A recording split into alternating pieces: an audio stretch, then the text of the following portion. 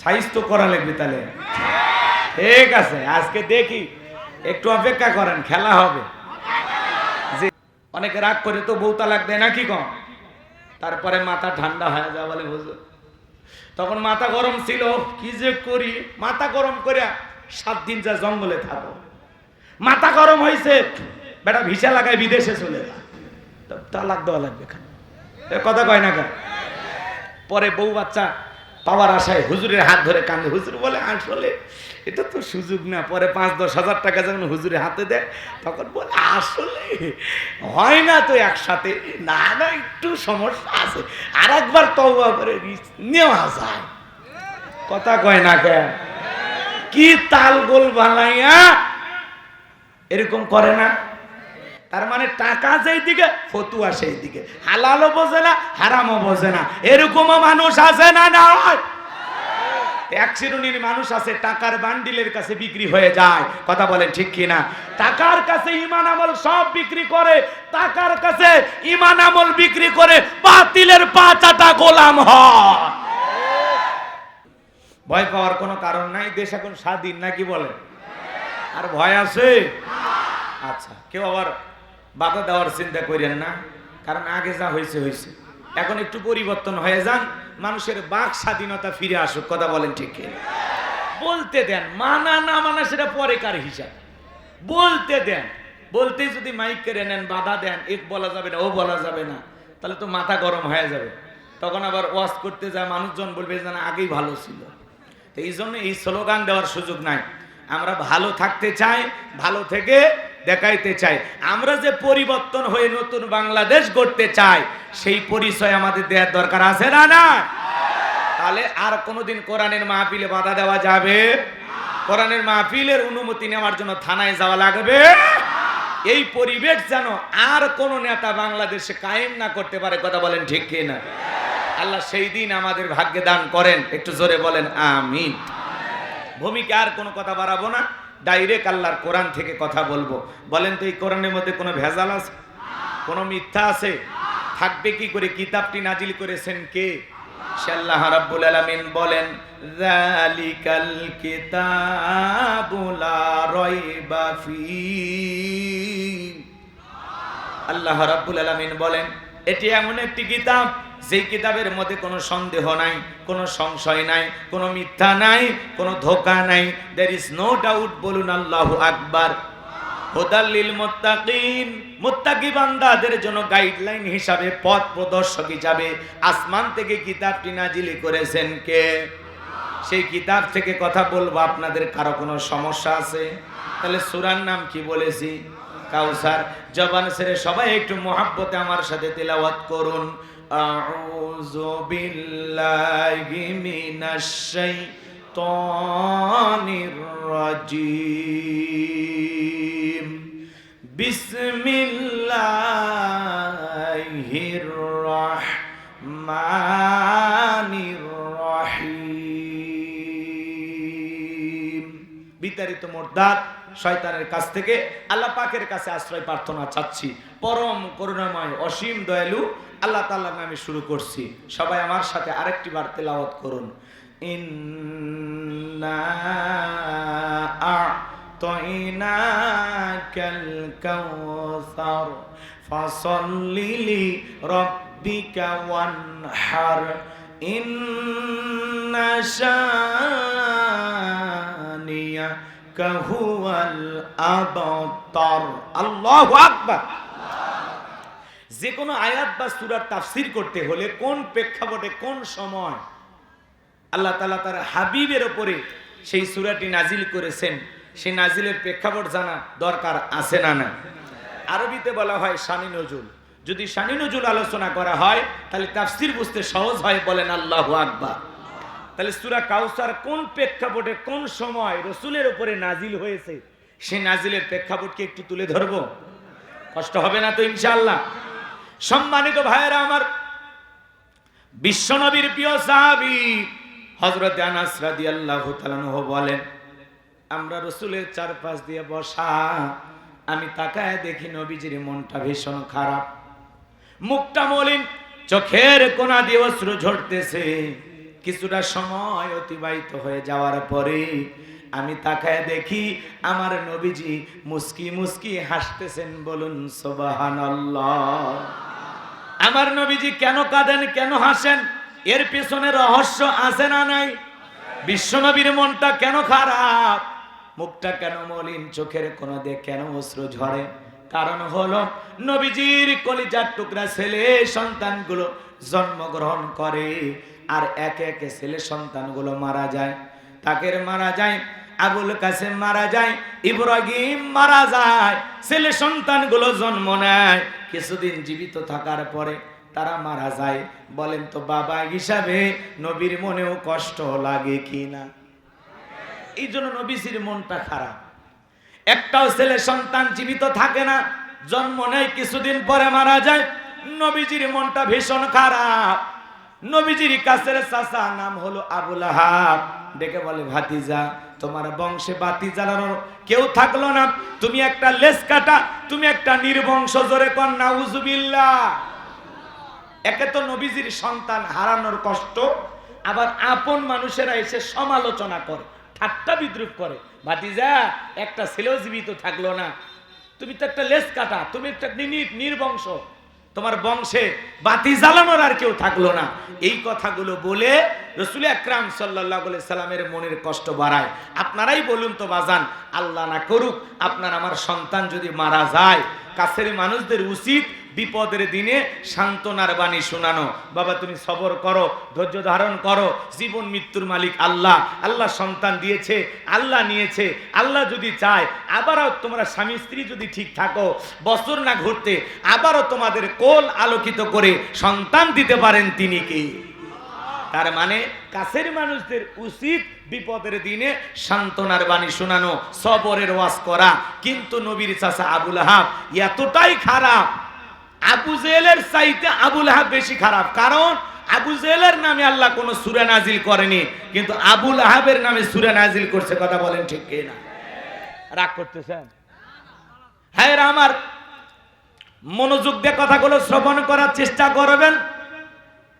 বিশ্বনবীর মনে কষ্ট দেয় আর ডেকে বলে ভাতিজা, তোমার বংশে বাতি জানার কেউ থাকলো না, তুমি একটা লেজ কাটা, তুমি একটা নির্বংশ। এই কথা বলে বিশ্বনবীকে কষ্ট দেয়। ভাইয়েরা আমার, বিশ্বনবীর ছেলে সন্তানগুলো কেন জীবিত থাকলো না? এই দুনিয়ার জমিনে অনেক পয়গম্বরের ছেলে জীবিত ছিল, কিন্তু বিশ্বনবীর একটা ছেলে সন্তানও কেন জীবিত থাকলো না? এর পিছনে কারণ আছে না নাই? একটা ছেলেও কেন প্রাপ্ত বয়স হওয়া পর্যন্ত জীবিত থাকলেন না? এর পিছনে কারণ আছে তিনটি। জোরে বলেন কয়টি? আরো জোরে। নবীর উম্মত হিসেবে জানতে মনে চাই না রাসূল আকরাম সাল্লাল্লাহু আলাইহি সাল্লামের ছেলে সন্তানগুলো দুনিয়ার জমিনে কেন জীবিত থাকলো না?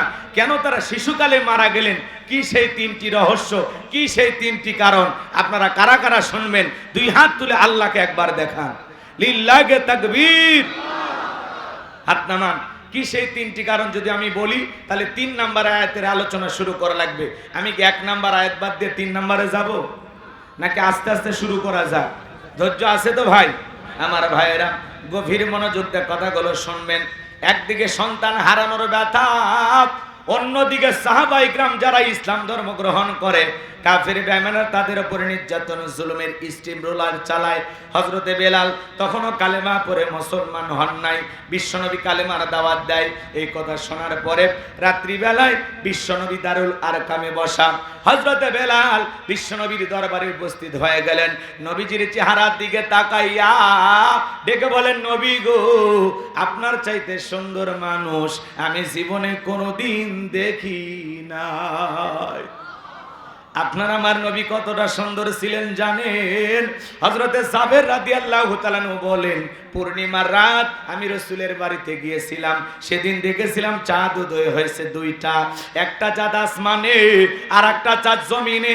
হযরতে জাবের রাদিয়াল্লাহু তাআলা বলেন, আমি একবার আকাশের পূর্ণিমার চাঁদের দিকে তাকাই আর একবার বিশ্বনবীর চেহারার দিকে তাকাই।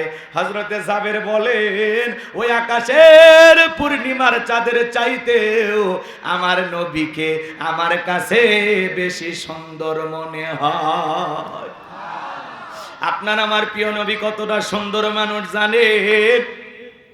আম্মা জান আয়েশা ডেকে বলেন, যারা ইউসুফ নবীর চেহারার দিকে তাকাইয়া ফল কাটতে গিয়ে আঙ্গুল কেটে ফেলে দিয়েছিল, ওরা যদি বিশ্ব নবীর চেহারার দিকে তাকাইতো, শুধুমাত্র আঙ্গুল নয়, আঙ্গুল কাটতে কাটতে হাত কাটতে কাটতে কখন যে নিজের কলিজা কেটে দুফাক করে দিত, মুহূর্তের জন্য টের পাইতো না। আপনার আমার নবী এতটাই সুন্দর। আম্মা জান আয়েশা ডেকে বলেন, ও দুনিয়ার মানুষ, তোমাদের একটা সূর্য আছে, আমি আয়েশারও একটা সূর্য আছে। তোমাদের সূর্য উদয় হয় দিনের বেলায়, আর আমি আর আয়েশার সূর্য উদয় হয় রাতের বেলায়। আম্মা জান আয়েশা একদিন রাত্রি বেলায় সেলাইয়ের কাজ করতেছিলেন, হাত থেকে সুইটা পড়ে গেল। বাতিতে কোনো তেল ছিল না, বাতি জ্বালাইতে পারলেন না, অপেক্ষায় বৈশা থাকলেন। বিশ্বনবী যখন এশার সালাত আদায় করার পরে ঘরের ভিতরে প্রবেশ করলেন, নবীজি ঘরের ভিতরে প্রবেশ করে সর্বপ্রথম আম্মা জান আয়েশাকে সালাম দিলেন। নবীজি ঘরে ঢুকে স্ত্রীকে কি দিলেন? আপনার আমার ঘরে কি সালামের আমল হয়? কথা কয় না? ঘরে ঢুকে স্ত্রীকে সালাম দেওয়ার দরকার আছে না নাই? জোরে বলেন, দরকার আছে না নাই? বাড়িতে যা সালাম দিবেন, আসসালামু আলাইকুম রহিমা, কেমন আছো সোনা? ঘরের দরজাটা খোলো না, আমি তোমার লিটনের বাপ, তোমার দিওয়ানা। বউ খুশি হয়ে দরজা খুলে দেবে। কথা বলেন ঠিক না? এ তোমাদের ব্যবহার তো এত ভালো না। রাগান্বিত হয়ে দরজায় চিৎকার মেরে ডাক দেয়, এ রুবেলের মাম, এ দরজা খোল, বেশি দেরি হলে দরজা ভাঙ্গে ফেলে দিয়া তোর পিঠের উপর আজ কি যে হবি রে। ভিতর থেকে বউ বলে, এটা স্বামী না সেকেন্ড আজরাইল। কারণ স্ত্রীর সাথে ভালো ব্যবহার করে না, এমন স্বামী আছে না নাই? পাশের বাড়ির ভাবিকে দেখলে মুখ দিয়ে সালাম উঠলে বের হয়, আসসালামু আলাইকুম ভাবি, শরীর কেমন? কথা কয় না কেন? আপনাদের এলাকায় অবশ্য এরকম নাই, রাজশাহীর মানুষ ভালো, এটা ভারতের ওয়াজ হচ্ছে। কষ্ট মনের মধ্যে নেবেন না বাজান গো আমার। সালাম আছে যেখানে, শান্তি আছে সেখানে। অনেক বড় বড় ঝামেলা একটা সালামের মাধ্যমে সমাধান হয়ে যায়। কি আপনারা গালি দিতেছে, আপনি সালাম দেন। কথা কয় না কেন? কি দেবেন? কেউ গালি দেয়, বকা দেয়, ফাহিশা কথা বলে, আপনি মুমিন, আপনার দায়িত্ব তাকে সালাম দিয়ে ওখান থেকে দাম্পত্য জীবনে সুখ শান্তি উঠে গেছে। যে ভয় নাই, ভয় পাচ্ছেন? ওনারা দিয়েছে হুজুর একটু পরকীয়া বাইরে গেছে, ওয়াজ করা লাগবে, সাইজ তো করা লাগবে। তাহলে ঠিক আছে, আজকে দেখি, একটু অপেক্ষা করেন, খেলা হবে। জি জি, লিল্লাহে তাকবীর। আমার ভাইরা, আমি যে কথা বলতে চাচ্ছিলাম, বিবিকে সালাম দিবেন তো ইনশাআল্লাহ। দাম্পত্য জীবনে, সংসার জীবনে যদি আপনারা সুখ পেতে চান, চারটা সুন্নত প্রত্যেকটা পরিবারে আমল করা লাগবে। জোরে বলেন কয়টি? চারটি সুন্নত যদি স্বামী স্ত্রী তার দাম্পত্য জীবনে আমল করতে পারে, তাদের জীবনে কোনো অশান্তি থাকবে না, আল্লাহর পক্ষ থেকে শান্তি নাজিল হবে। বলেন আল্লাহু আকবার। কি সেই চারটি সুন্নত আপনারা শুনবেন? কোনো হুজুরের পানি পড়া লাগবে না, কথা কি বোঝেন নাই? আমল করলেই দাম বেড়ে যাবে। স্বামী স্ত্রীর মধ্যে সালাম আদান প্রদান হলে একে অপরের প্রতি শ্রদ্ধা, ভক্তি, বিশ্বাস, ভালোবাসা বেড়ে যায়। কথা বলে ঠিক না? যে স্ত্রী আপনাকে যে জবান দিয়ে সালাম দিবে, আর আপনি যেই জবান দিয়ে বিবিকে সালাম দিবেন, এই জবান দিয়ে কোনোদিন আপনার বিবি ফাহিশা কথা বলতে পারবে না, আপনি হুটহাট আপনার বউরে গালি দিতে পারবে। কিন্তু যখন সালাম আদান প্রদান হবে না, যা খুশি তাই বলা যাবে, শয়তান এসে ওয়াসওয়াসা দেবে, আর আপনার বউ আপনারে গালি দিতে থাকবে, আর গালি শুনে মনে হবে এরে কেন বিয়ে করছিলাম। কথা কয় না? 14 গোষ্ঠী তুলে গালি দেয়, এমন বউ আছে না নাই? খালি মনের দুঃখে তালাক দেওয়া যায় না, বাচ্চা কাচ্চা হয়ে গেছে। কথা কন ঠিক কি না? এ বাজান গো আমার, লম্বা হবে, লম্বা করব না। আমি যে কথা বলতে চাচ্ছিলাম, বিবিকে সালাম দেবেন তো ইনশাআল্লাহ। লম্বা হবে, লম্বা করার কোনো সুযোগ নাই। আমি জয়পুরহাটে ওয়াজ করতে গিয়ে একজনকে বললাম, ভাই বাড়িতে যা বউকে সালাম দেবেন, বলে হুজুর শরম লাগে। আমি তখন বললাম, বাচ্চা কাচ্চা কি হয়েছে? কি বলেন হুজুর? 3টা সন্তানের বাবা আমি। আমি তখন বললাম, বইয়ের বিয়ে করলা, বাচ্চা হয়ে গেল, তোমার শরম লাগে না? আর সালাম দিতে গিয়ে শরম লাগে, এটা শরম না শয়তানি? বউ সালাম দিবেন, পারলে হাত ধরে মুসাফা করবেন, আর একেবারে যদি ময়দান ফাঁকা থাকে কোলাকুলিও সেরে নেবেন। মারহাবা কোন। এ যুবক, কার হাত ধরে মুসাফা করবা? বউয়ের হাত, পাশের বাড়ির ভাবির হাত না, ধরলে ঝাঁটা দিয়ে পিটাবে। সম্মানিত ভাইরা আমার, চলেন সামনের দিকে যাই। বিশ্বনবী আম্মা জান আয়েশাকে সালাম দিলেন, সালাম দিয়ে ঘরের ভিতরে প্রবেশ করলেন। আম্মা জান আয়েশা ডেকে বলেন, নবীজির চেহারার আলোতে সুইটা কই পড়ে আছে আমি পরিষ্কার দেখতে পেয়েছি। আপনার আমার নবীর সম্মান মর্যাদা কত, কেমন নবীর উম্মত আপনি আমি, কেমন দামি নবী পাইছি, কেমন মহামানব আপনার আমার নবী। যে নবী 63 বছরের জিন্দিগিতে একটি মিথ্যা কথা বলেননি, এমন বিশ্ব রেকর্ড পৃথিবীর আর কোন নেতার আছে? সেই নবীকে নেতা মানতে কি আপনার আমার সমস্যা আছে? তাহলে আমার নেতা তোমার নেতা। লাকাদ কানা লাকুম ফি রাসূলিল্লাহি উসওয়াতুন হাসানাহ। আল্লাহ বলে রাসূলের জিন্দেগির ভিতরে রয়েছে তোমাদের জন্য উত্তম আদর্শ। কথা বলুন ঠিক কিনা?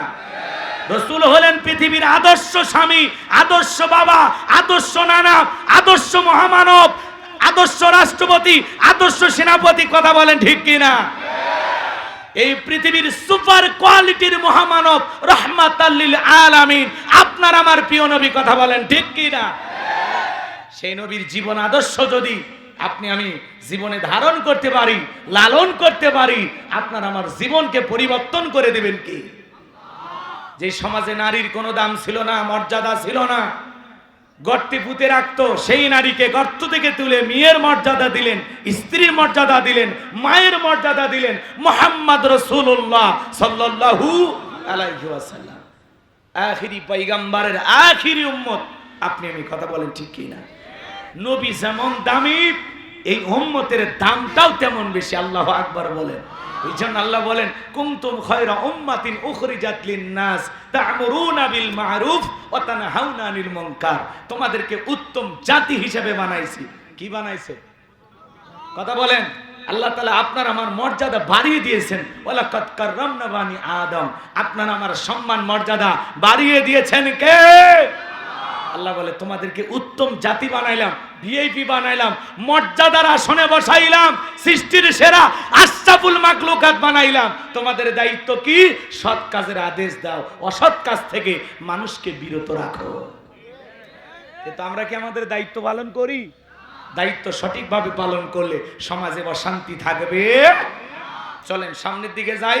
আলোচনার প্রেক্ষাপটে অনেক কথা বলবো, মজা পাবেন ইনশাআল্লাহ। খালি শুনবেন না, আমলও করার দরকার আছে না নাই? ওটা বাসা করা যাবে না। 12:30 পর্যন্ত ধৈর্য আছে তো? কারা কারা 12:30 পর্যন্ত থাকবেন না? হাত তোলেন। থাকবেন না? সারা রাত না, ঘন্টাখানিক সময় আমারে দেবেন। 12:30 পর্যন্ত কারা কারা থাকবেন? 2 হাত তুলে শুধু একবার বলেন ইনশাআল্লাহ। আর একবার জোরে বলেন ইনশাআল্লাহ। আরো একবার বলেন ইনশাআল্লাহ। হাত নামান। এই যে ওয়াদা দিলেন, ওয়াদা ভঙ্গ করা কিসের লক্ষণ? মুনাফিকের লক্ষণ। ওয়াজ রাজশাহীর মানুষ ভালোই শোনে, ভালোই জানে। কথা বলেন না কেন? আপনারা চমৎকার ভাষায় কথা বলেন, আপনাদের ভাষা শুনে খুব ভালো লাগে। এই জন্য আশা করি আমাকে একটু 1 ঘন্টা সময় দিয়ে আমরা চাই সবাই মিলে এই দেশের জন্য দোয়া করে আমরা বাড়িতে যাব ইনশাআল্লাহ। একটু শুরু করতে দেন। কষ্ট হচ্ছে? 2-1 ওটা বসা করতেছেন, আমি দেখতেছি, কিছু বলতেছি না।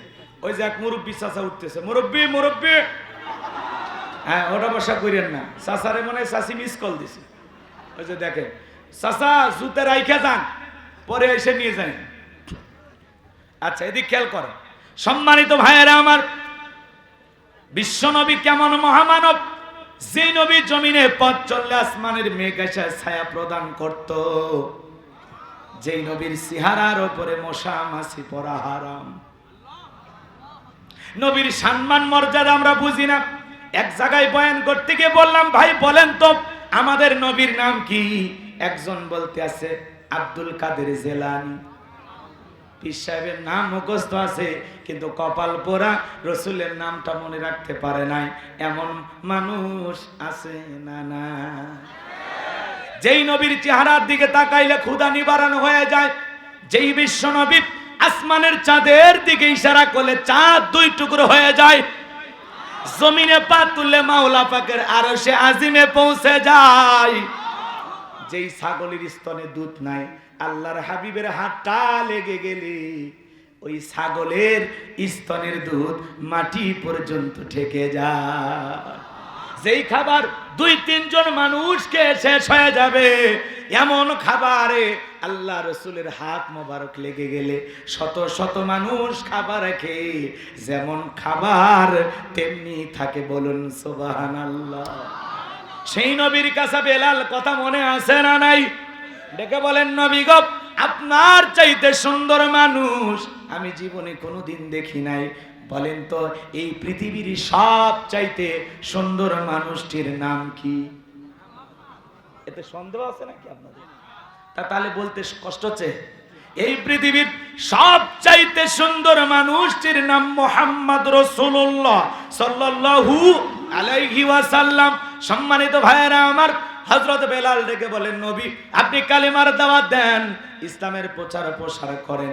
নবী গো, আমাকে কালেমা পড়ে মুসলমান বানায় দেন। বিশ্ব নবী হযরত বেলালকে কালেমা পড়ায় দিলেন। লা ইলাহা ইল্লাল্লাহু মুহাম্মাদুর রাসূলুল্লাহ সাল্লাল্লাহু আলাইহি ওয়াসাল্লাম। হযরত বেলাল কালেমা পড়ে মুসলমান হয়ে গেল। আমার নবী ডেকে বলে, বেলাল এখন ইসলামের অবস্থা ভালো না, কালেমা পড়েছো আপাতত প্রকাশ করা যাবে না। হযরত বেলাল ডেকে বলে, নবী গো, আমার জীবনের কোনো দাম নাই। আমার মনিব উমাইয়া ডেকে বলে, আমি একবার বলেছিলাম উটদুম্বা ছাগল পেশাব পায়খানা করে দেয়, এই ঘরে থাকতে আমার বড় কষ্ট হয়। উমাইয়া ডেকে বলে, বেলাল উটদুম্বা ছাগলের দাম আমার কাছে আছে, কিন্তু তোর মতো কালো হাফসি বেলালের দাম আমার কাছে নাই। সরে কন্যা উজুবিল্লাহ। ও নবী, আপনি শুধু দোয়া করেন মৃত্যু পর্যন্ত যেন আমি কালেমার পথে টিকে থাকতে পারি। বলেন আল্লাহু আকবার। তার মানে ইসলামের অবস্থা সব সময় ভালো থাকে না। বিশ্বনবী মক্কার জিন্দেগিতে 3 বছর গোপনে দাওয়াত দিয়েছিলেন, একেবারে গোপনে। আজও পৃথিবীর দিকে তাকায় দেখেন তো ইসলামের অবস্থা কি খুব একটা ভালো? কথা বলে না কেন? তাম পৃথিবীর জালেমেরা ঐক্যবদ্ধ হয়েছে এই পৃথিবীর জমিন থেকে ইসলাম আর মুসলমানকে বিদায় করার জন্য। কথা বলে ঠিক কিনা? এই জন্য এক দেশ মুসলমান মারে আর এক দেশ অস্ত্র শস্ত্র দিয়ে সহযোগিতা করে। ওই জালেমরা সবাই রসুনের মতো, বোঝেন নাই? সবার গোড়া এক জায়গায়। কথা বোঝেন নাই? মানে ফিলিস্তিনিতে মুসলমান মারে আর ভারতের দাদা টাকা দেয়, অস্ত্র দেয়। কথা কোন নাকি আপনারা? আমেরিকার জো বাইডেন বলেন আর পৃথিবীর বড় বড় লিডার বলেন, সবগুলো ডবল হারামি। কথা কয় না? এরা বহুরূপী। এরা বলে না আমরা শান্তির জন্য কিছুদিন যুদ্ধ বিরতি, আবার বলে যুদ্ধ চালিয়ে যাও। ফিলিস্তিনি মুসলমানদের ৭৭ বছর ধরে ওরা নির্যাতন জুলুমের শিকার। এই ইসরায়েলি ইহুদি, এই স্বৈরাচার, এই জালেমেরা যারা আজকে জুলুম করতেছে, জোর করে ফিলিস্তিনি মুসলমানের ভূমি দখল করে আছে। এক সময় এই ইহুদিদের আশ্রয় দেওয়ার জন্য এই জমিনে পৃথিবীর কোন রাষ্ট্র স্বীকার করে নাই যে তোদের জায়গা দেব। ফিলিস্তিনিরা মন বড় করে ভালোবাসে ওদেরকে একটু জায়গা দিয়েছিল ব্যবসা বাণিজ্য করার জন্য। আজকে তারাই ঘাড়ে চেপে আসে। আর নিজের জন্মভূমি, নিজেদের সম্মান, নিজেদের অস্তিত্ব, নিজেদের মুসলমানিত্ব, নিজেদের ইসলাম টিকে রাখার জন্য ওরা যদি একটু পাল্টা আক্রমণ করে তখন মুসলমান হয়ে যায় জঙ্গি, মুসলমান হয়ে যায় সন্ত্রাস। আর ওরা এত বোমা নিক্ষেপ করে লক্ষ লক্ষ মুসলমান মারতেছে, তখন ওরা বলে আমরা সন্ত্রাস বিদায়ী করতেছি। পৃথিবীবাসীর চোখে ধুলো দিয়ে আজকে প্রতিদিন ওরা মুসলমানের রক্ত নিয়ে খেলা করতেছে। এই জালেমদের একদিন পতন হবে। কথা বলেন ঠিক কিনা? মনে রাখবেন, নমরুদ ফিরাউনের যেমন জায়গা হয় নাই, নেতানিয়াহু সহ যারা মুসলমানের রক্ত নিয়ে খেলা করতেছে, একদিন ওই জালেমেরা পৃথিবীর জমিনে নমরুদ ফিরাউনের মতোই লাঞ্ছিত হবে। মুসলমানের রক্ত নিয়ে খেলা করে পৃথিবীতে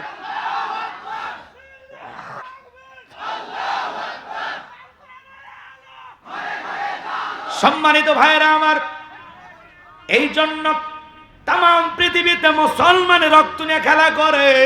কোন জায়গায় মুসলমানকে গরুর গোশত খাওয়ার কারণে মারে, এমন দেশ আমাদের পাশে আছে না নাই?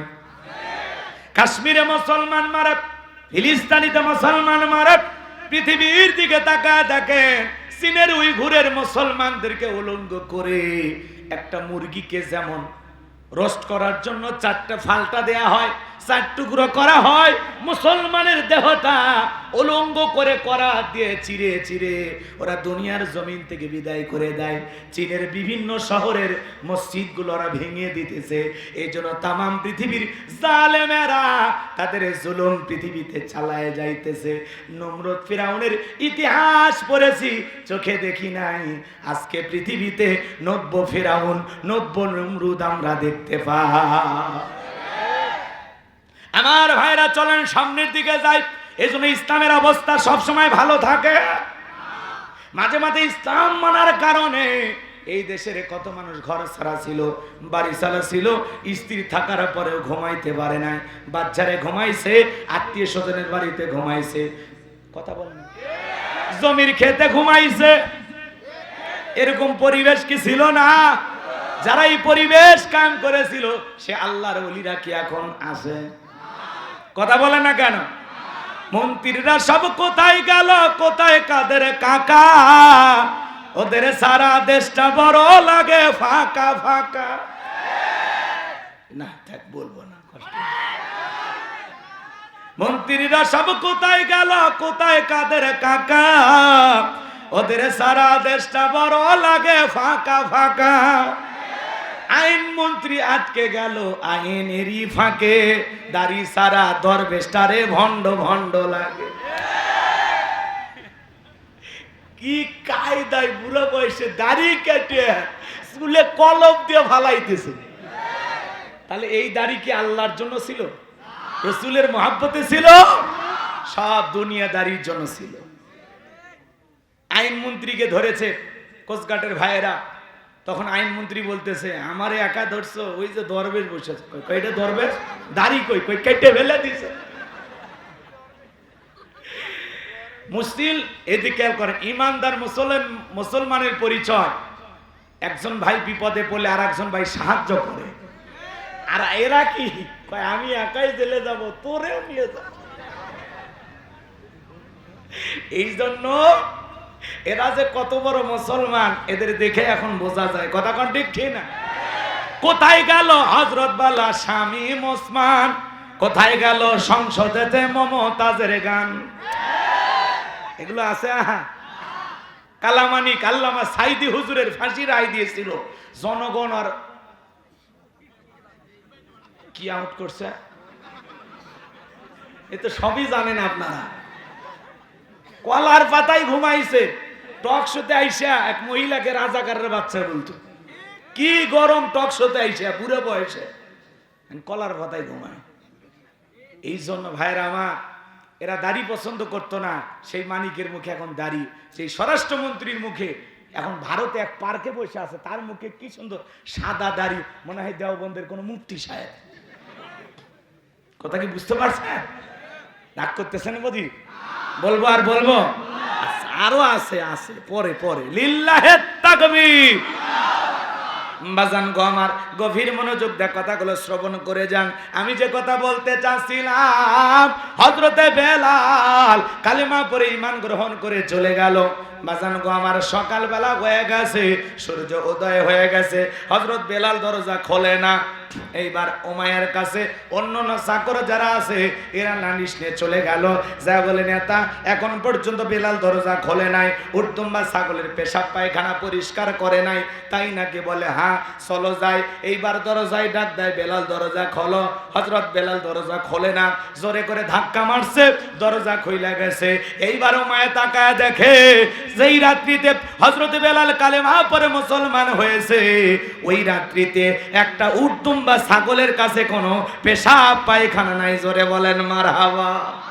এইবারও মায়ের ডেকে বলে চাকরের দল বেলালের বিরুদ্ধে মিথ্যা অভিযোগ দাও, তোমরা যখন ঘুমাচ্ছিলে বেলাল তখন ময়লা আবর্জনা পরিষ্কার করেছে, তাকায় দেখো না একটা উদ্যম বা ছাগলের কাছে কোনো পেশাব পায়খানা নাই। এই কথা বলে ওদেরকে তাড়িয়ে দিয়া এক পা দুপা করে বেলালের কাছে চলে গেলেন। হযরতে বেলাল মাথাটা নিচু করে দেয়ালে পিঠটা লাগাইয়া জিহ্বা নাড়ায়া জিকিরি করে কার? এইবার হযরত বেলালের কাছে যায় হালকা করে ধাক্কা মারছে, যখন জবান দিয়ে কালেমার আওয়াজ বের হয়েছে তখন উমাইয়া ডেকে বলে বেলাল তোর জবান দিয়ে কি শুনলাম, তুমি কি কালেমা পড়ে মুসলমান হয়েছো? হযরত বেলাল ডেকে বলে মুসলমান হয় যারা মিথ্যা কথা বলতে পারে না তারা। অকুলু কওলান সাদিদা, মুসলমানেরা হবে সত্যবাদী, সব সময় সত্য কথা বলতে হবে। কিন্তু আমাদের সমাজে এমন মানুষ আছে মিথ্যা কথা না বলে পেটের ভাত হজম হয় না। সমাজে এত বড় বড় মিথ্যাবাদী, মিথ্যা বলতে বলতে চেহারাটা বেঁকা হয়ে গেছে, এক পা কবরে ঢুকে গেছে। এত মিথ্যা কথা বলে শয়তান পর্যন্ত বলে আমিও এত খারাপ না। মিথ্যাবাদী হেলিকপ্টার দিয়ে আমরা পানি দিয়েছিলাম, এ কথা কর না দিছিল পানি না? জি জি বুঝে নেওয়া লাগে, সব বলবো। ওরে খোলাখুলি সাহস আছে না, ওদের কিছু দোষর এখনো আছে। আগে আগাছা সাফ হোক তারপরে আরো বলবো নি। এখন তো বোঝেন না, যারা রাষ্ট্র পরিচালনা করতেছেন এদেরকে নিয়ে বিভিন্ন মানুষ টল করতেছে যে এরা কি পারবে, এরা কি হবে না হবে। এই জন্য আমরা বলতেছি যত দ্রুত নির্বাচন দেওয়া যায় ততই ভালো। কথা কর না কেন? কারণ এই 17 জন 20 জন 30 জন দিয়ে তো একটা দেশ চলবে না, লোক লাগবে ভাই। কথা বলেন না কেন? বিশেষ করে দেশের প্রশাসনের যে ঢিলেঢালা অবস্থা, সবাই যদি একটু সচেতন হয় আর প্রশাসনের ভাইরা যদি সঠিকভাবে দায়িত্ব পালন করে তাহলে এনারাও 2-4 বছর রাষ্ট্র পরিচালনা করতে পারবে। কিন্তু এক নাম্বার আইন শৃঙ্খলা বাহিনী আগে, কথা কয় না জি, এটা আসল দরকার। বোঝেননি? ওইটাতে তো টিকে ছিল, তাহলে ওইটাতে টিকে থাকা যায়, এটা বুঝেছি তো আমরা। তো তাহলে লাখ লাখ পুলিশ নিয়োগ দেন, যত লাগে দেন। কথা কয় না কেন? দরকার আছে, দরকার আছে। পুলিশ কি, পুলিশ জনতার বন্ধু। পুলিশ ভাইয়েরা আমার রাত জায়গায় জায়গায় ডিউটি করে, আপনি তো ঘুমান, আর পুলিশ ভাইয়েরা রাস্তাঘাটে ডিউটি করে। আমরা দেখি তো বহু প্রশাসনের ভাইদের সাথে আমাদের দেখা হয় রাস্তাঘাটে। এই জন্য পুলিশ ভাইয়েরা যদি একটু মনে করেন সচেতন ভূমিকা পালন করে, তাদেরকে আমরা যদি সঠিকভাবে কাজে লাগাইতে পারি, কিন্তু প্রশাসনের ভাইদেরকে কখনো আর দানবের মতো ব্যবহার করা যাবে। তাদেরকে আমরা ভালো মানুষ হিসেবে দেখতে চাই, এই জনতা দেখতে চাই। কথা বলে ঠিক কিনা? আর পুলিশ ভাইরা আসলেই ভালো। কি করবেন, ওপরের চাপ, বিভিন্ন কিছু কারণে 2-4 জন এগুলো করেছে, তবে অনেকে গা বাঁচিয়ে চলার চেষ্টা করেছে। আজকে বিজিবির একজন প্রধান সে বক্তব্য দিয়েছে যে আমাদেরকে বলার পরে আমরা কৌশল করে চলেছিলাম। মারাবা কর, এরা ছিল। কথা কয় না? সেনাবাহিনীর ভাইয়েরাও আমাদের এই আন্দোলনে যথেষ্ট ভূমিকা পালন করেছেন, এই জন্য আপনারা এত বড় বিজয় পেয়েছেন। কথা বলে ঠিক কিনা? সকলের দায়িত্ব পালন করেছে। অনেক পুলিশ ভাইয়েরা লাইভে এসে কান্না করেছে, অনেক পুলিশ ভাইয়েরা হাত ধরে আমাদের হাত ধরে কান্নাকাটি করেছেন, হুজুর কি করবেন হুজুর, আমরা নিরুপায় ছিলাম। কথা কি বুঝতে পারছেন? এই জন্য তাদের উপরে আমাদের কোনো রাগ ক্ষোভ অভিমান রাখার কোনো সুযোগ, তাদেরকে ভালোবেসে বুকে টেনে আবার সঠিকভাবে দায়িত্ব বুঝে দিতে হবে। কথা বলেন ঠিক কিনা? হ্যাঁ, সম্মানিত ভাইয়েরা আমার, চলেন সামনের দিকে যায়। যে কথা বলতে চাচ্ছিলাম, মুসলমানেরা কখনো মিথ্যাবাদী হতে পারে? জোরে বলেন পারে? হযরত বেলাল ডেকে বলেন গতকাল রাত্রিতে বিশ্ব নবীর হাতে হাত রেখে আমি কালেমা পড়ে মুসলমান হয়েছি। উমাইয়া ডেকে বলে বেলাল এখনো সময় আছে, বাপ দাদার ধর্মে ফিরে আসো, ইসলাম ধর্ম ত্যাগ করো, প্রয়োজন যদি হয় উটদুম্বা ছাগলের মালিক বানায় দেব, থাকার জন্য ভালো ঘরের ব্যবস্থা করে দেব। হযরত বেলাল ডেকে বলে উমাইয়া দুনিয়ার কোন সম্পদের বিনিময়ে বেলাল তার ঈমান বিক্রি করবে না। এইবার উমাইয়া ডেকে বলে বেলাল আমার কথা না শুনলে বড় নেতা আবু জেহেলকে খবর দেব। হযরতে বেলাল ডেকে বলে, কোন বড় নেতা ছোট নেতা এখন কাউকে আর গোনার টাইম নাই। আমি দুনিয়ার আবু জেহেলকে ভয় করি না, আমি ভয় করি আমার আল্লাহকে। এইবার দৌড়ে চলে গেল আবু জেহেলের বাড়িতে। যায় বলে, নেতা সর্বনাশ হয়ে গেছে, আমার বাড়ির কৃতদাস বেলাল কালেমা পড়ে মুসলমান হয়েছে। তাই নাকি? বলে, হ্যাঁ ঠিক আছে তুমি যাও, বাকিটা আমি দেখতেছি। আবু জেহেলের একটা বিশেষ বাহিনী ছিল যাদের কাজই হলো মুসলমানদের উপর নির্যাতন জুলুমের স্টিম রোলার চালানো। আজও পৃথিবীতে জালেমদের বিশেষ বাহিনী আছে যাদের কাজই হলো দাড়িওয়ালা টুপিওয়ালা আলেম ওলামাদের উপর, ইসলামপন্থী মুসলমানদের উপর নির্যাতন জুলুম চালানো। ভালো করে বোঝার চেষ্টা করবেন। আবু জেহেল তার বিশেষ বাহিনী নিয়ে ওমাইয়ার বাড়িতে হাজির হইয়া ডেকে বলে, বেলাল এই দিগায়, এসব কি শুনছে, এসব কি শুনতেছি রে বেলাল, তুমি নাকি কালেমা পড়ে মুসলমান হয়েছো? হযরত বেলাল ডেকে বলে, হ্যাঁ যা শুনেছেন সত্যি। এইবার আবু জেহেল ডেকে বলে, বেলাল আমি তোরে পার্সোনাল ভাবে মোহাব্বত করি, তোমার উপরে অনেক ভালোবাসা আমার। বেলাল রে, উটদুম বা ছাগলের মালিক যদি হতে চাও বানায় দেব, ব্যবসা বাণিজ্য যদি করতে চাও, দিরহাম টাকা পয়সা যা লাগে ব্যবসা করার জন্য পুঁজি দিয়ে দেব। বেলাল তুমি যদি চাও ভালো ঘর বাড়ির ব্যবস্থা করে দেব, তুমি যদি চাও জায়গা সম্পদ তোমারে দিয়ে দেব। একটাই মাত্র দাবি, আব্দুল্লাহর বেটা মুহাম্মদ সাল্লাল্লাহু আলাইহি সাল্লামের ধর্ম ত্যাগ করে আবারও বাপ দাদা ধর্মে ফিরে আসতে হবে। হযরত বেলাল ডেকে বলে, আবু জেহেল রে, দুনিয়ার কোন পার্থিব সম্পদের বিনিময়ে বেলাল তার ঈমান বিক্রি করবে না। তুমি দুনিয়ার সব সম্পদ দিতে পারো, দুনিয়ার সব সম্পদ ছাড়তে রাজি, কিন্তু বিশ্ব নবীর কালেমা ছাড়তে রাজি না। এর নাম হলো ঈমানের পাওয়ার। আল্লাহু আকবার বলেন। বিলালের মতো যারা খাঁটি ইমানদার, এরা টাকার কাছে বিক্রি হবে না। আর এক প্যাকেট বিরিয়ানি খায়া বলে, আপা আপনি কনফার্ম জান্নাতি। এক প্যাকেট বিরিয়ানি, কথা কর না কে? আমাদের সমাজের কিছু হুজুর আছে, টাকা যেই দিকে ফতুয়া সেই দিকে হারাম বানায়, আর হারামকে হালাল বানায়া দেয়। রাগ করেন না, তালাকের মাসালাটা অনেক কঠিন, আমি বিস্তারিত বলতেছি না, এমনি উদাহরণ দেওয়ার জন্য কথাটা বলতেছি, ভুলভাল বুঝবেন না। অনেকে রাগ করে তো বউ তালাক দেয় নাকি কম, তারপরে মাথা ঠান্ডা হয়ে যায়, বলে হুজুর তখন মাথা গরম ছিল, কি যে করি, মাথা গরম করে 7 দিন যা জঙ্গলে থাকো, মাথা গরম হয়েছে, বেটা ভিসা লাগায় বিদেশে চলে যা, তালাক দেওয়া লাগবে, কথা কয় না কেন? পরে বউ বাচ্চা পাওয়ার আশায় হুজুরের হাত ধরে কান্দে, হুজুর বলে আসলে এটা তো সুযোগ না। পরে 5-10 হাজার টাকা যখন হুজুরের হাতে দেয়, তখন বলে আসলে হয় না তো একসাথে, না না একটু সমস্যা আছে, আর একবার তওবা করে নেওয়া যায়, কথা কয় না কেন? কি তাল গোল বানাইয়া এরকম করে না?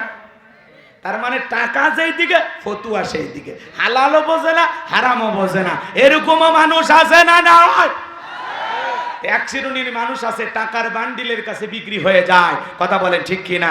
টাকার কাছে ঈমান আমল সব বিক্রি করে, টাকার কাছে ঈমান আমল বিক্রি করে বাতিলের পা চাটা গোলাম হয়। আল্লাহর গোলাম না হয়ে টাকার গোলাম হয়, আল্লাহর গোলাম না হয়ে বাতিলের পা চাটে। ইসলামের পথে থাকো, হকের পথে থাকো, আল্লাহ তোরে কোন জায়গায় নিয়ে যাবে টের পাবি না, কথা বলেন ঠিক কিনা? দালালি ছাড় বেটা, ভালো হয়ে যা, ঠিক আছে তো? বিরক্ত হইতেছেন? দালাল হওয়া যাবে না ভাইরা আমার, লম্বা হবে, লম্বা করব না। আবু জেহেল দেখে বলে, বেলাল রে, সোজা আঙ্গুলে ঘিউ না উঠলে আঙ্গুলে একটু বাঁকা করা লাগবে। যুবকদের লিলিয়ে দিল, চাবুক দিয়ে পিটাও। হযরত বেলালকে চাবুক দিয়ে পিটাইতে লাগলো। এরা যত জোরে চাবুক মারে, বেলাল তত জোরে জবান দিয়ে জিকির করে কার? মারে বাবারে লাগতেছে, সাইরা দেয়, এগুলো বলে না। এরা যত জোরে মারে, বেলাল তত জোরে মালিকের জিকির করে। চাবুক দিয়ে পিটাইতে পিঠটা ফেটে রক্ত বের হতে লাগলো। আবু জেহেল দেখে বলে, বেলাল মারতে মারতে পিঠটা ফেটে রক্ত ঝরতেছে, এরপরেও কি বিশ্ব নবীর কালেমা ছাড়বি না? হযরতে বেলাল দেখে বলে, আবু জেহেল রে, মারতে মারতে যদি মেরেও ফেলে দাও জীবনটা দিতে রাজি, কিন্তু নবীজির কালেমা ছাড়তে রাজি নয়। এইবার আবু জেহেল ডেকে বললে, যুবকেরা দল, পায়ের রশি লাগাইয়া উঠের পায়ের সাথে বেঁধে বেলালকে এই মরুভূমির উত্তপ্ত গরম বালিতে শেষরাইয়া নিয়ে ঘোরা গেল। আরবের উত্তপ্ত গরম বালিগুলো এতটা গরম, চাল দিলে মরি হয়ে যাবে, এত গরম বালি। সেই গরম বালিতে শেষরায় নিয়ে ঘোরা গেল। বাবলা গাছের কাঁটাগুলো জিব্বার ভিতরে পেরেকের মতো মারা হলো। এত নির্যাতন জুলুম বেলালের উপরে করা হলো। ইসলামের প্রথম মুয়াজ্জিন বেলাল এত নির্যাতন জুলুম করার পরে বিকেল বেলা আবু জেহেল ডেকে বলে, বেলাল চাবুক দিয়ে পিটাইলাম, পায়ের রশি লাগাইয়া মরুভূমির উত্তপ্ত গরম বালিতে শেষরায় নিয়ে ঘুরলাম, এত নির্যাতন জুলুম তোর উপরে করা হলো রে বেলাল, এরপরেও কি আব্দুল্লাহর বেটা মুহাম্মদ সাল্লাল্লাহু আলাইহি সাল্লামের ধর্ম ত্যাগ করবি না? হযরত বেলাল ডেকে বলে, আবু জেহেল রে, মারতে মারতে যদি মেরেও ফেলে দাও জীবনটা দিতে রাজি, কিন্তু বিশ্ব নবীর কালেমা ছাড়তে রাজি নাই। এইবার আবু জেহেল ডেকে বলে, একটা রুমের ভিতরে বেলালকে বন্দি করো, বিশাল বড় একটা পাথর নিয়ে আসো। যুবকেরা বিশাল বড় একটা পাথর নিয়ে আসা হযরত বেলালের বুকের উপরে চাপায় দিয়া আবু জেহেল সাঙ্গপাঙ্গ কেডার মাস্তান তাদেরকে নিয়ে চলে গেল। আর আবু জেহেল মনে মনে ভাবলো, পাথরের চাপার আঘাতে বেলাল মারা যাবে। হযরত বেলালের বুকের উপরে পাথর, এরপরেও জিহ্বা নাড়ায় জিকির করে খা। হাদিস শরীফের ভিতরে আসছে, বাজান গো আমার, যেই জিহ্বাটা আল্লাহর জিকিরে ভিজা থাকে, ওই জিহ্বাওয়ালা মানুষ কোনোদিন জাহান্নামের আগুনে জ্বলবে না। এই জবান দিয়ে জিকির করবো খা। জিকির করার জন্য আলাদা টাইম লাগে না।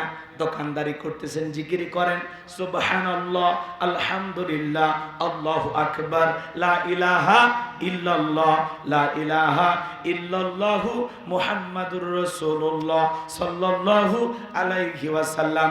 রিকশা চালান, জিকির করেন, ধানের খেতে কাজ করতেছেন, জিকির করেন, রসুন পেঁয়াজের খেতে কাজ করতেছেন, জিকির করেন। এ যুবক, রাস্তা দিয়ে হেঁটে যাচ্ছ, আল্লাহর জিকির করো, আজেবাজে গান শোনা জীবন যৌবন নষ্ট করো না রে যুবক। কথা কয় না? রাস্তা দিয়ে যায় আর সোনা বন্ধুর গান শুনতেছে, এমন যুবক আপনাদের এলাকায় অবশ্য নাই।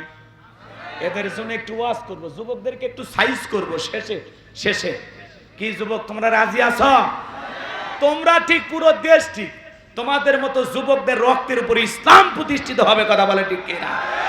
যুবকেরা যদি একবার ইসলাম বোঝে, তাহলে এই যুবকেরাই আগামীতে এই দেশে দিন কায়েমের কাফেলার বীর সৈনিক হবে।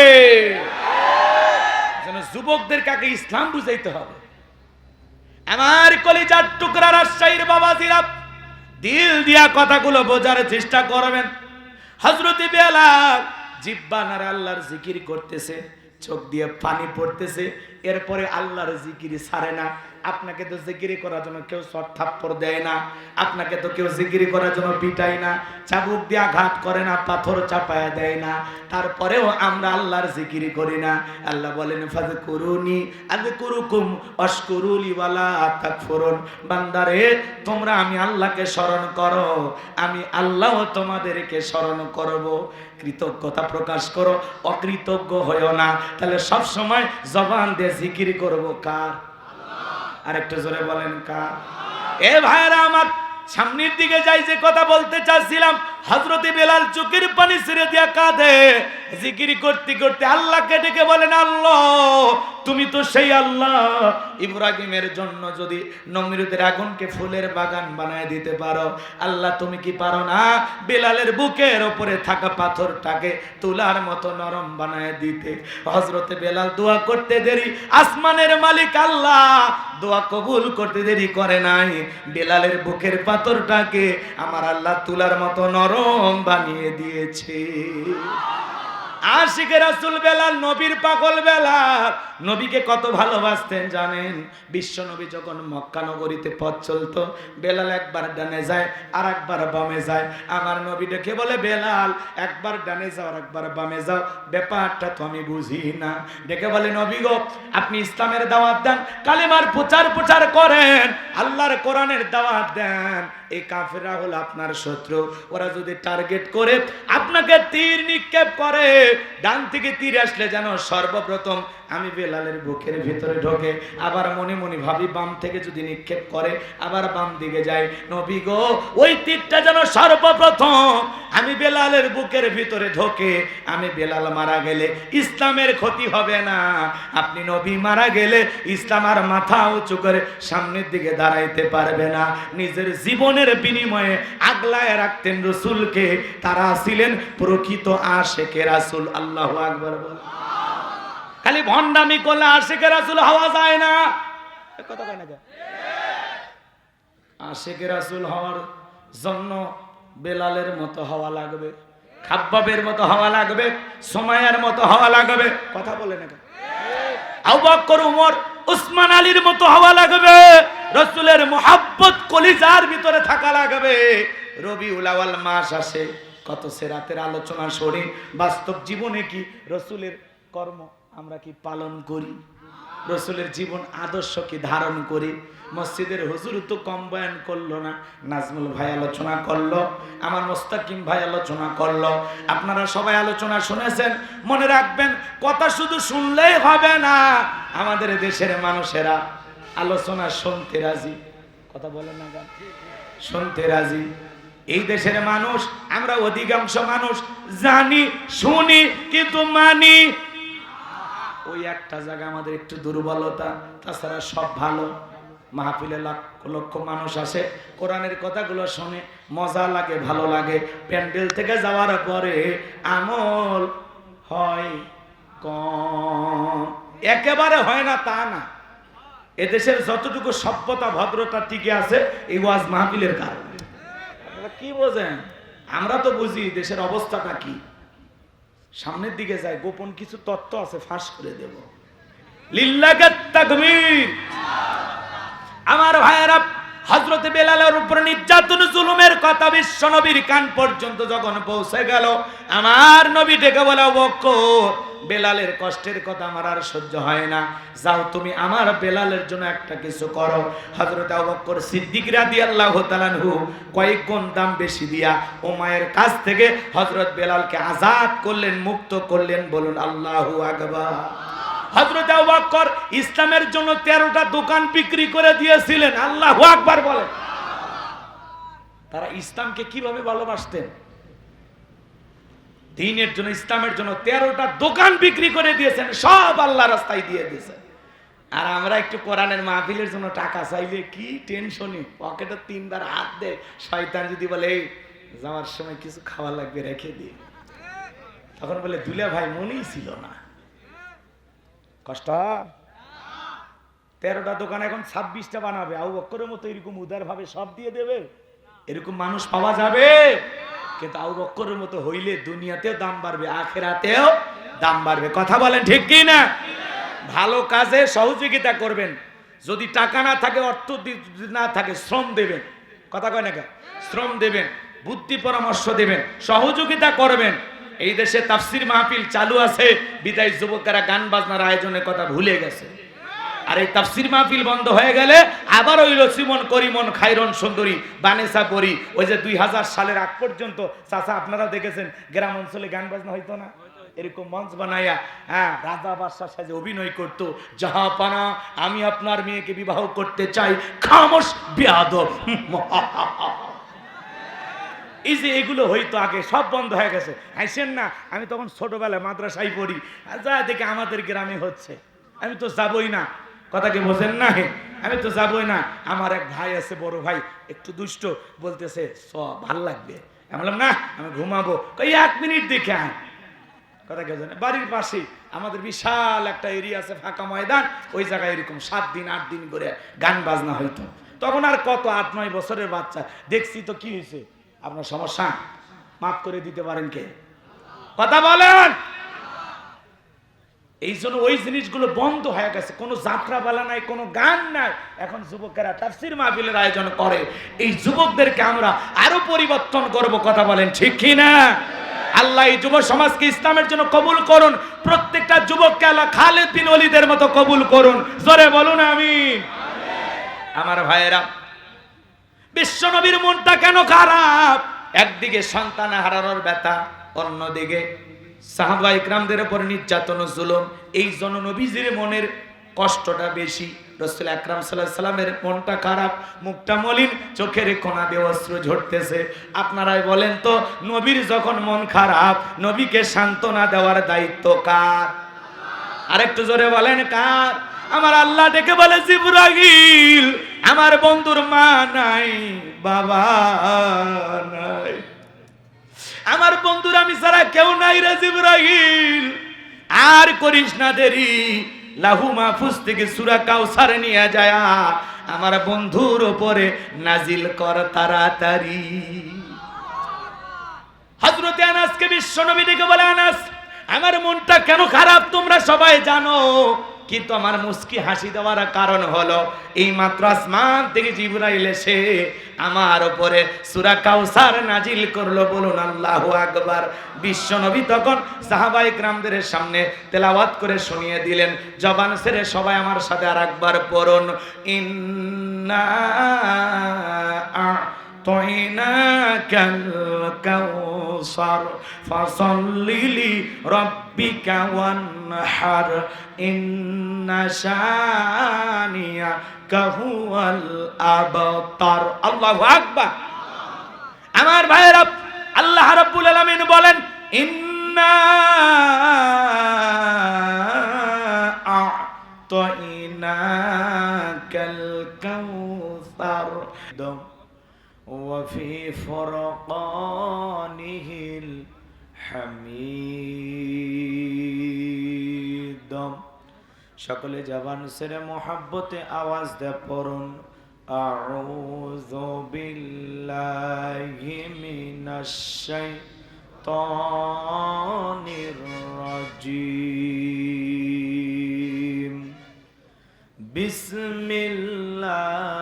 বিসমিল্লাহির রহমানির রহিম। ইন্না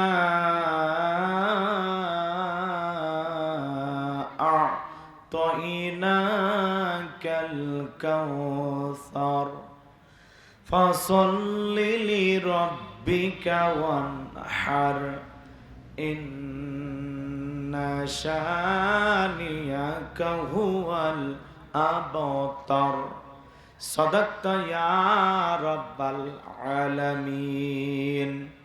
ওয়ান আবি হুরায়রা রাদিয়াল্লাহু তাআলা আনহু قال قال رسول الله صلى الله عليه وسلم الدنيا سجن المؤمن وجنة الكافر رواه مسلم। وقال تعالى في شان حبيبي إن الله وملائكته يصلون على النبي يا أيها الذين آمنوا صلوا عليه وسلموا تسليما। সকলে দরুদ ইব্রাহিম পড়ুন।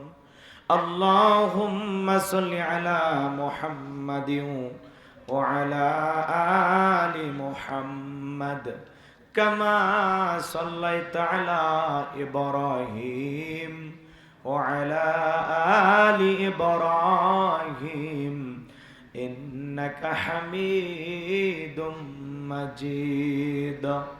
اللهم بارك على محمد وعلى آل محمد كما باركت على إبراهيم وعلى آل إبراهيم إنك حميد مجيد।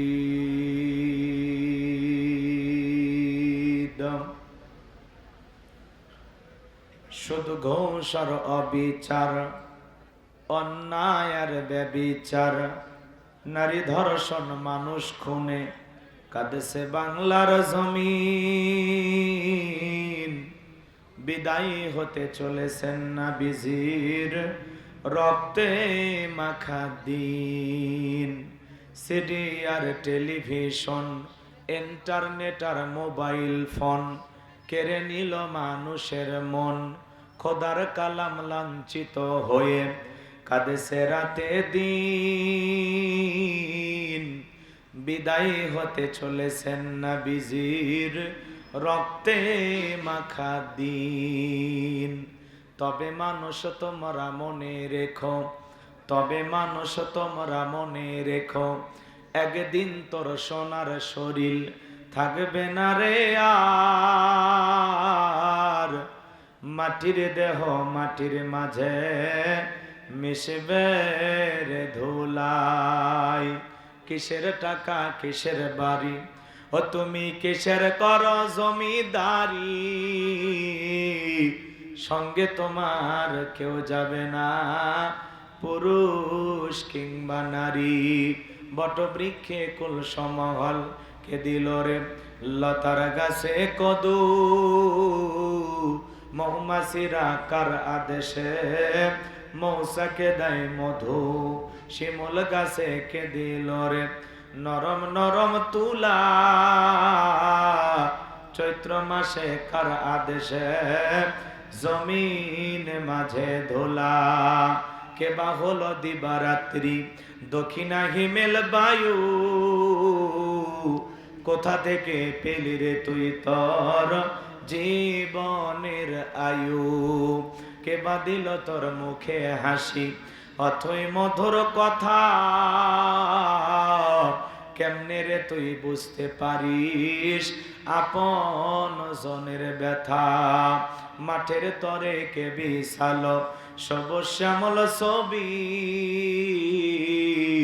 সকাল বেলায় কে উঠাই রে আবিরাঙ্গা রবি।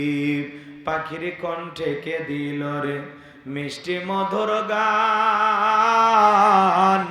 চিন্তা করে দেখো রে মানুষ, সবই মহান আল্লাহ তাআলার দান। জোরে বলেন মারহাবা। আলহামদুলিল্লাহ। বাংলাদেশের ঐতিহ্যবাহী রাজশাহী জেলার শিবপুরহাট জায়গিরপাড়া যুব সমাজ কর্তৃক আয়োজিত আজকের এই বিশাল ঐতিহাসিক তাফসীরুল কোরআন মাহফিলের সম্মানিত সুযোগ্য অনারেবল প্রেসিডেন্ট জনাব মোহাম্মদ আব্দুল কাদের প্রামাণিক সাহেব, আল্লাহ পাক তার গোলামকে হায়াতে তৈয়বা সিয়াতে কুলিয়া দান করুন। সকলে বলুন আমিন। আজকের প্রোগ্রামের অন্যান্য অতিথিবৃন্দ আলোচনা রেখে ধন্য করেছেন হাফেজ মাওলানা মোহাম্মদ নজমুল হোসাইন সাহেব। আল্লাহ পাক প্রিয় ভাইয়ের কণ্ঠকে দ্বীনের জন্য, ইসলামের জন্য, কোরআনের খেদমতের জন্য কবুল করুন। সকলে বলুন আমিন। আমার পূর্বে আলোচনা রেখে ধন্য করেছেন বিশিষ্ট ইসলামী চিন্তাবিদ, মুফাসসির কোরআন, আমার অত্যন্ত কাছের প্রিয় ভাই হযরত মাওলানা মুস্তাকিম আহমেদ বিল্লাহ দামাত বারাকাতুহু আলিয়া।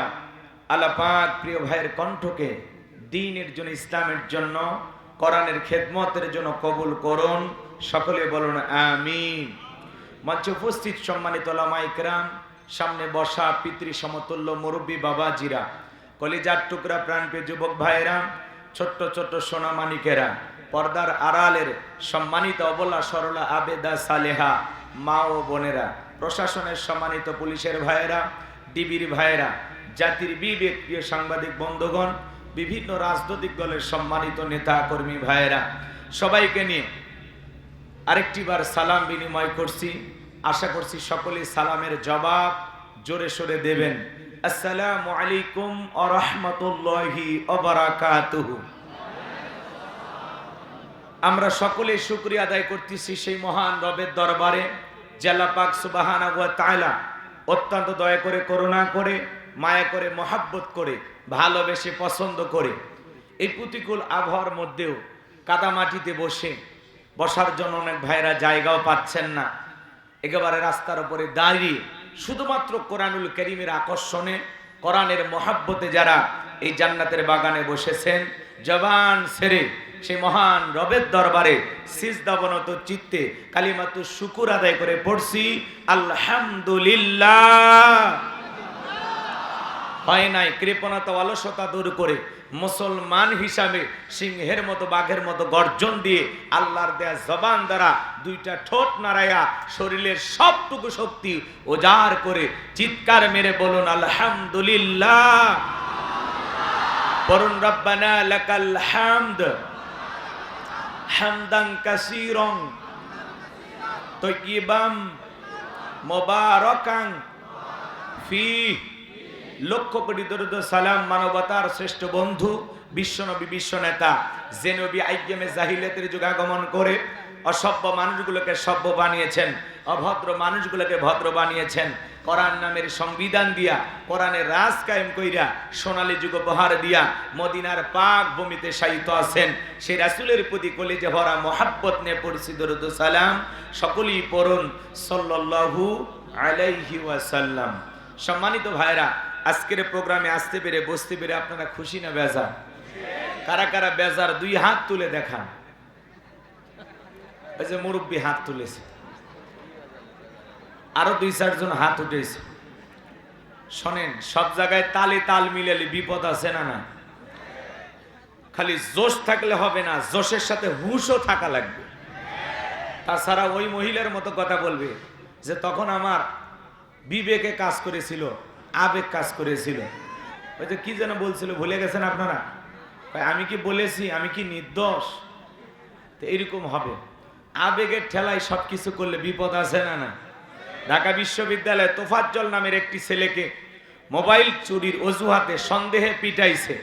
যে বেটার মোবাইল হারাইছে হেরে জিজ্ঞাসা করা হলো, এই পাগল উন্মাদ ছেলে, মা নাই, বাবা নাই, ভাই নাই, এই ছেলেটাকে ভাত খাওয়াইয়া ছবি তুইলা ভিডিও কইরা সেই ছেলেটাকে এই অমানসিক ভাবে পিটাইয়া জুলুম কইরা কেন তোমরা বিদায় করলা?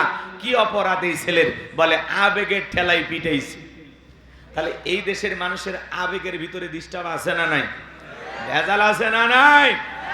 এই জন্য আবেগের সাথে বিবেকও কাজ করা লাগবে, তাহলে লক্ষ্য সঠিক জায়গায় পৌঁছাইতে পারবেন। লক্ষ্যটা ঠিক থাকবে, আপনি যে উদ্দেশ্যে না আগাইতে চাইবেন উদ্দেশ্য ঠিক থাকবে। খালি আবেগের ঠেলায় যেখানে সেখানে গেলে হবে জি। এই জন্য বলবো, খালি জোশ থাকলে হবে না, জোশের সাথে কি থাকা লাগবে? হুঁশও থাকা লাগবে। এই জন্য আমাদেরকে বলা হয় হুজুকিয়ে বাঙালি, যাই কয় আই রে সেই দিকে যাই রে, বোঝা সোজা নাই রে, লাঠি পিঠা খাই রে। মার খাওয়ার পরে হুঁশ হয়, এ কাম করছিলেন। তো এই জন্য সবসময় একটু হিসাব নিকাশ করে চলা লাগবে। মুসলমান পা ফেলার আগে চিন্তা করবে, এটা কি আমি পা ফেলে জান্নাতের দিকে যাচ্ছি নাকি জাহান্নামের দিকে যাচ্ছি? আমি কি শিরিকের দিকে যাচ্ছি, কুফরের দিকে যাচ্ছি, নাকি আমি একজন ইমানদার হিসাবে সঠিক পথে আছি? আপনার আমার চলার পথ, তার নাম কি? সিরাতাল মুস্তাকিম। এই একটাই চলার রাস্তা, কথা বলেন ঠিক কি না? এছাড়া দুনিয়াতে যত চলার রাস্তা আছে সব মানুষের তৈরি করা, শয়তানের তৈরি করা, কথা বলেন ঠিক কিনা? আল্লাহর দেখানো সহজ সরল রাস্তায় আল্লাহ আমাদেরকে কবুল করুন, চলার তৌফিক দান করুন। জোরে বলুন আমিন। আজকের প্রোগ্রামে আসতে পেরে বসতে পেরে কারা কারা খুশি? মুখে নিয়ে হাসি, আওয়াজ দেবেশি আল্লাহ নামের এমন একটি স্লোগান দেবেন, এলাকায় যদি কোনো ইসলাম বিরোধী উই পোকা, সার পোকা, তেলা পোকা থাকে, ওদের কলিজায় যেন কম্পন সৃষ্টি হয়, এমন আওয়াজ তুলতে রাজি আছেন যারা?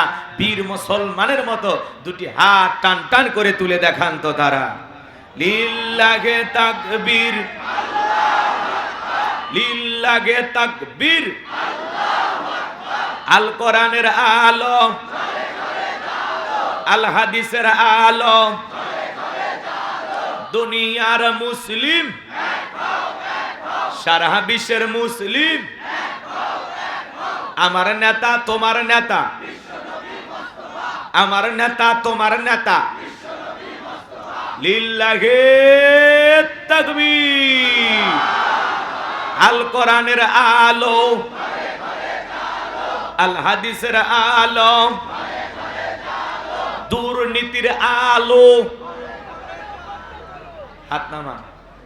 অনেকে ঝোঁকে তালে বলেই ফেলেছেন দুর্নীতির আলো ঘরে ঘরে জ্বালো।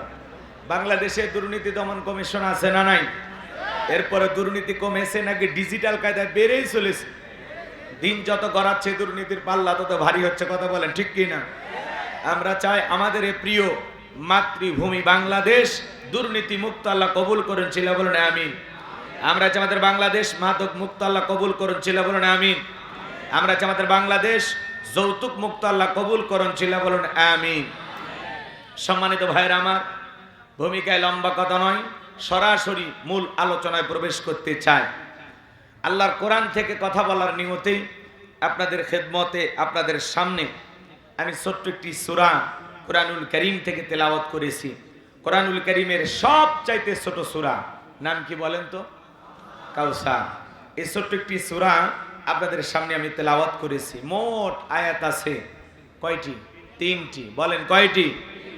মাত্র 3টি আয়াতে কারিমা, রুকু আছে 1টি। বিশ্বনবীর মক্কার জিন্দেগিতে এই সূরাটি নাজিল হয়েছেন। কোরআনুল কারীমের 108 নাম্বার সূরা। জোরে বলেন কত নাম্বার? 108। সূরার নাম কি বললাম? কাউসার। জোরে বলেন কি নাম? কাউসার। আরেকটু জোরে বলেন কি নাম? আরো জোরে। জোরে হলো না, উঠেই যাবে। মাশাআল্লাহ, একটু অভ্যাস করে নেন, সামনে দিন আসতেছে, মিছিল করা লাগবে না। হ্যাঁ, মনের মধ্যে অনেক দিনের ক্ষোভ জমে আছে, এজন্য একটু শুরু করতে দেন, আমরা একটু অভ্যাস করে নেই, সামনে সেই দিন আসবে। মিছিল মিটিং করবেন না নাকি কর? এর আগে তো বলছেন নানান কথা, হুজুর দিনে হয়েছে রাতে হয়েছে, এখন প্রকাশ্যে হবে। এইবার দেখি তো আপনারা কোন জায়গায় সিলটা মারতে পারেন। আচ্ছা, কষ্ট হচ্ছে আপনারা? বিরক্ত হয়েছেন আমার কথা? তাহলে সূরার নাম কি বলেছি? কাউসার। জোরে বলেন কি নাম? মোট আয়াত 3টি, রুকু আছে 1টি। বিশ্বনবীর মক্কার জিন্দেগিতে এই সূরাটি নাজিল হয়েছেন। হিজরতের পূর্বে যেই সূরাগুলো নাজিল হয়েছে এই সূরাগুলোকে মাক্কি সূরা বলা হয়, আর হিজরতের পরে যে সূরাগুলো নাজিল হয়েছে এই সূরাগুলোকে মাদানী সূরা বলা হয়। সম্মানিত ভাইয়েরা আমার, তাহলে কোরআনুল কারীমের 108 নাম্বার সূরা, সূরাটির নাম কাউসার। অনেকেই ভাবতেছেন হুজুর সূরা কাউসার থেকে আলোচনা করবেন, এটা যদি বুঝতাম তাহলে আপনার মাহফিলে আসতাম না, এটা ভাবতেছেন? অনেকেই ভাবতেও পারেন, কিন্তু আপনারাই বলেন তো, পরিচিত পথে পথ চলতে সহজ হয় না কঠিন হয়? একটু জোরে বলে। আমি করব ওয়াজ, আপনারা দেবেন আওয়াজ, জবাব দিবেন ঠিক ঠিক, আলোচনা হবে কমপ্লিট। শ্রোতাদের স্পিরিটে বারে, বক্তার হিট, আলোচনা হবে জায়গা মতো ফিট।